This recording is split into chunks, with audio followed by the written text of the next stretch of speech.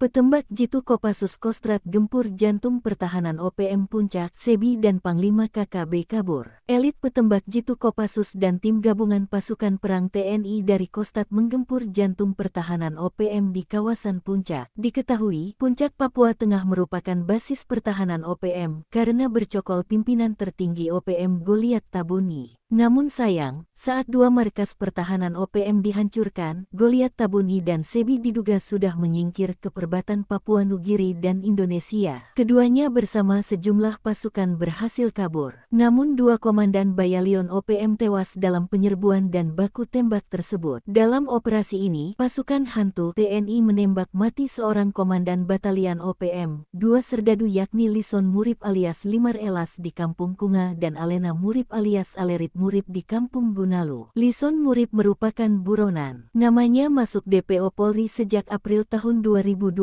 karena terlibat penembakan warga sipil di area parkir gedung OB1 Kuala Kencana, Mimika, pada tanggal 30 Maret tahun 2020.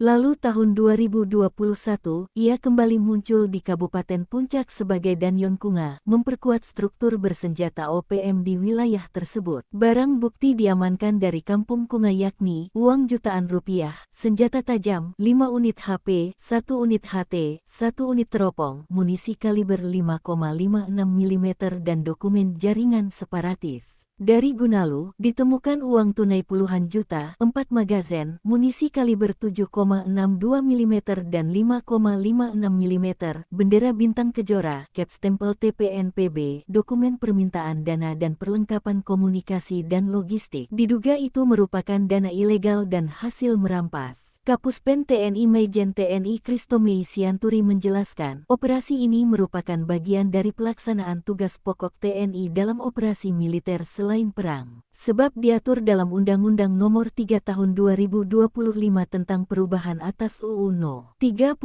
Tahun 2004 tentang TNI, dilakukan profesional, terukur, dan sesuai dengan peraturan yang berlaku. Namun, di luar aspek penindakan, Kristomei menegaskan, meminta anggota OPM yang menyadari kekeliruannya dan ingin kembali ke pangkuan NKRI dan bersama-sama membangun Papua demi masa depan masyarakat Papua yang lebih damai dan sejahtera.